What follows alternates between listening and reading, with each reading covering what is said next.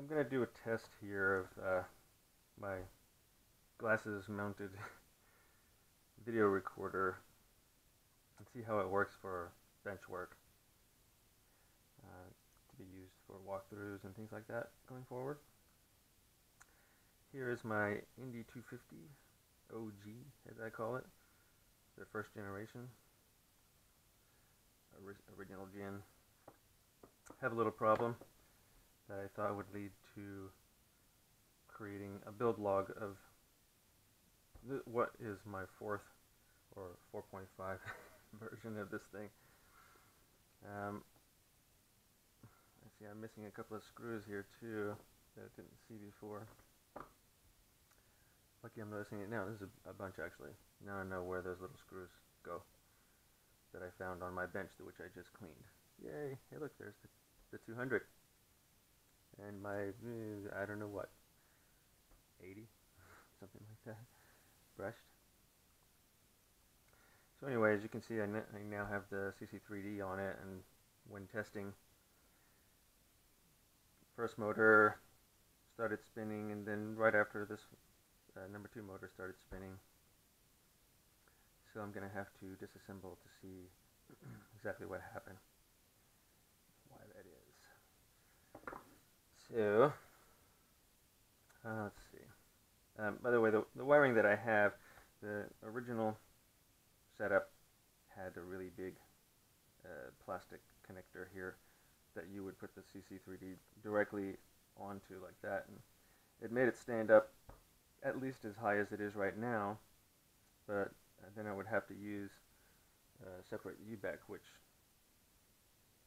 is what I was using prior the first time, this one. And it just was kind of sloppy. So I got the one that's under here, which we'll see. So what I did was I unsoldered all the pins and the big plug that was on there, and soldered them to little pin. I put some little pins underneath and utilize the space that's under here, because there's not really much space between this first board here is the voltage regulator, or BEC, which is really cool, which I'll show you also. And then also, when you're flashing ESCs, and if you use the battery for the entire quad to power them as you do it, which is actually not recommended, and I'm not recommending it necessarily, although I have never had a problem with it. If your flight controller comes on and is connecting to the signal of the ESC, it causes a problem. So you need to be able to either disconnect power to the flight controller or disconnect the signal wires to the ESCs. And my first solution was to just do these, and this way I can take them off anytime I want. I can take 3 of them off, and so that I can isolate just one using the flight controller, and that has come in pretty handy for testing. Then later I came up with the easy power removal, so I just put this little JST connector, which goes into the BEC in here, into the number 6 motor channel, which is not even being used, but to the power and ground. And then I solder the motor signal wires directly to the board. I don't like pins really. I'd rather not have pins for anything, but they are pretty handy if you need to quick disconnect things, which I came to the conclusion that considering how often I like to connect to the ESCs, I really need that kind of quick setup. And I used to have, instead of pins, just have a couple of wires that connected to this kind of connector. But there was a permanent connection from the ESC to the PCB, and then just kind of joining in on that. It was similar to this kind of thing, where more flexibility is better for testing and isolation. You can do more and quicker without having to solder and unsolder things. So anyway, let's take this thing off so we can see underneath it. here.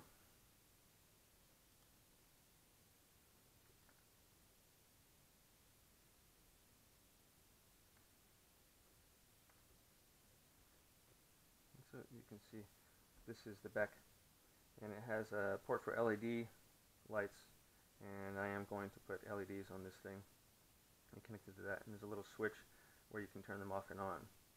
And if you're flying FPV by yourself, you don't really need it. And if you're flying FPV with other people, it's cool so they can see you and don't run into you. It's always nice not to crash. But if you're flying alone, you don't need it, and it's just draining the battery faster, so for longer flights, turn it off. And this is the 5-volt out here going to the flight controller, and 12 volt, my board cam is 12 volts, so it's going to that. And I'm having an issue with, no, not this one. On the 200, I'm having an issue with the video transmitter getting quite hot, and I'm thinking it's also 12 volt, and it's soldered directly to the power connector. I'm curious if that's the issue. I may decide to hook it up to a voltage regulator of some sort. I'm not really sure. So anyway, so this is off. Let's see.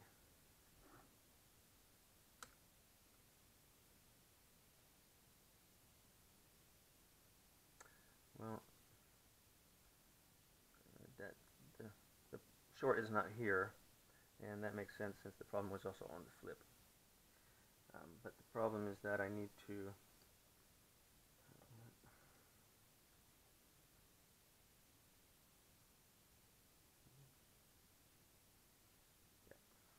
I actually got the motor channels backwards on the 200.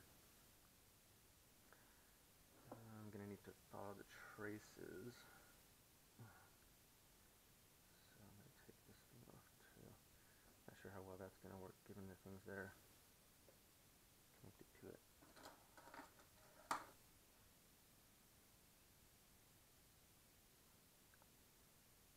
Come on. Come on. Yee-hoo.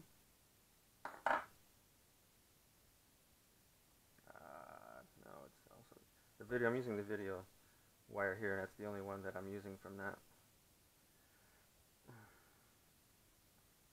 know if I'm going to be able to see anything without doing some soldering. Ooh, speaking of which, let's plug that sucker in.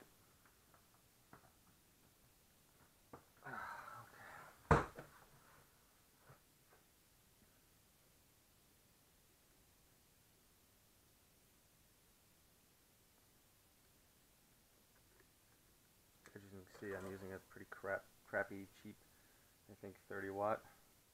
Yep, 30 watt. And in some cases, it's not really hot enough.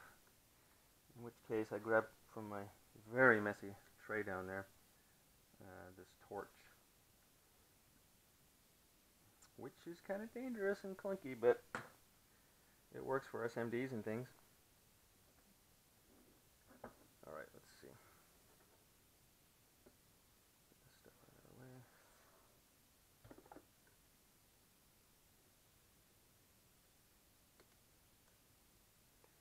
So it's 1 and 2 that's having a problem.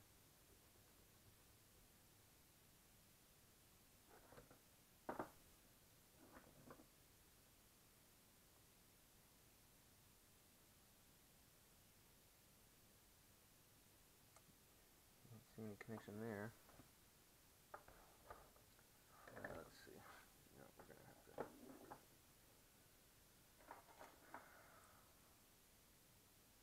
Those 2204s, you can see, stick out past the frame, but they use some pretty honking screws, which are actually fairly heavy. The 2 screws with the motor is 26 grams, so I'm guessing maybe the 2 screws is a gram. Anyway, that was the big. It's the only thing on the quad that uses this size hex. I think these are. Yep.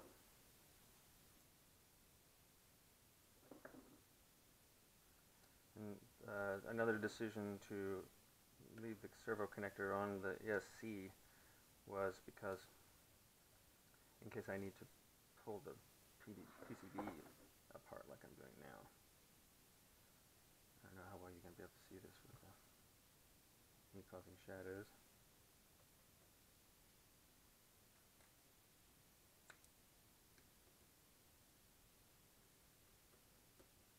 By the way, for those of you in the United States, I got this from Harbor Freight.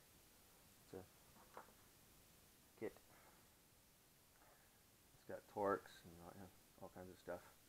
And I used to use it for cell phone repair and on my CP heli that I used to fly.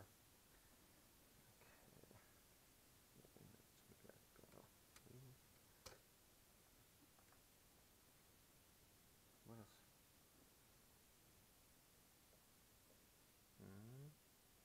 Something else is holding it.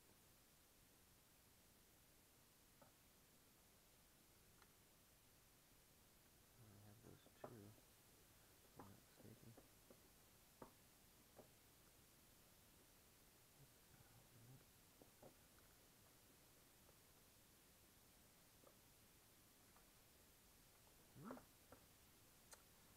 Oh, you gotta be kidding me. Yeah, the power for the ESC is soldered on underneath, and that's what's causing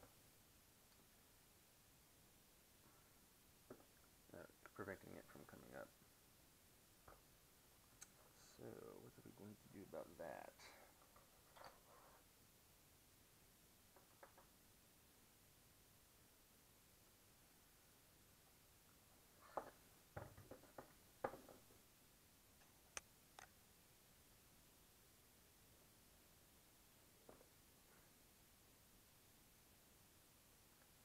Guess we're gonna cut off the ESC. There's not a lot of room.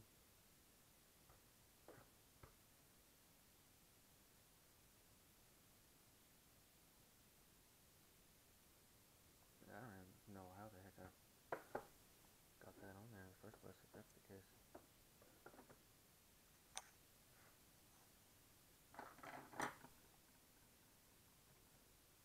Oh man, I want to take this other stuff off. Landing gear in the way. You know, if I ever find a better solution to landing gear, I'll be pretty happy. But for the time being, this landing gear, while clunky, some people say that it's fragile, I've yet to break them. I mean, I haven't crashed all that hard. But as someone else mentioned, it's nice to come in hot, kind of slide in. Yeah, it's fun. And I'm pretty sure that skids are the absolute best way for that to happen.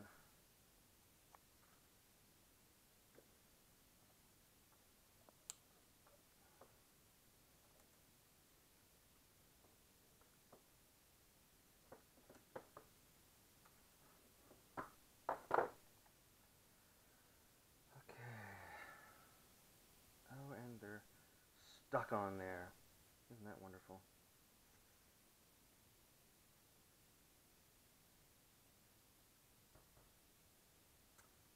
I'm thinking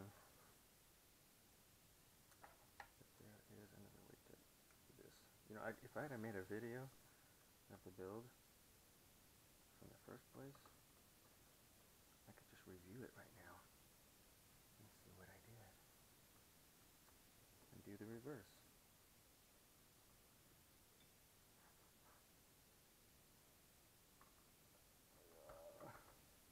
A day in the life of Mr. Sato D. Sean. In case you don't know.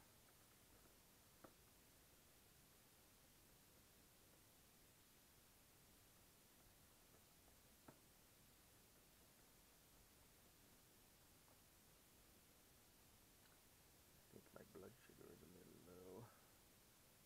Got the shakes.